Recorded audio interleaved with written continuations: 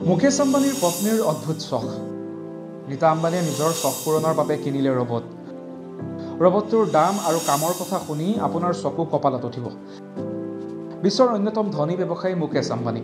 গোটেই পৃথিৱীয়ে জানে যে তেওঁৰ টকাৰ অভাৱ নাই, অতি দামী বস্তু সহজেই কিনিব পাৰে।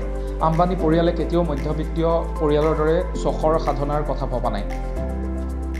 মুকেশ আম্বানী আৰু নীতা আম্বানীৰ ঈশা, আকাশ আৰু অনন্ত নামৰ 3টা সন্তান আছে। এই পৰিয়ালটোৰ আটাইতকৈ জনপ্ৰিয় ব্যক্তিত্ব হৈছে মুকেশ আম্বানীৰ পত্নী নীতা আম্বানী। শেহতীয়াকৈ নীতা আম্বানীয়ে ক্ৰয় কৰিছে বিশ্বৰ আটাইতকৈ দামী ৰবট। শেহতীয়াকৈ এই ৰবটৰ বাবে পুনৰ নীতা আম্বানী লাইমলাইটলৈ আহিছে। এই ৰবটৰ বিশেষত্ব হ'ল এই ৰবটে আপোনাৰ চিন্তাৰ ওপৰত ভিত্তি কৰি আপোনাৰ সকলো কাম কৰিব পাৰে। এই ৰবটটোৱে আপোনাৰ প্ৰতিটো চখ পূৰণ কৰিবলৈ সক্ষম হয়।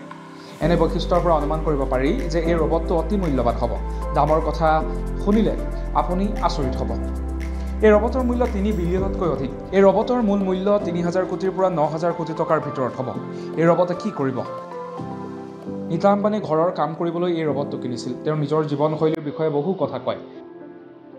তেওঁ ৰাণীৰ দৰে জীয়াই থাকে। নীতা আম্বানীৰ ৰাতিপুৱাৰ চাহৰ দাম 3 লাখ টকা। স্বাস্থ্যৰ বাবে বহু টকা খৰচ কৰে নীতা আম্বানী।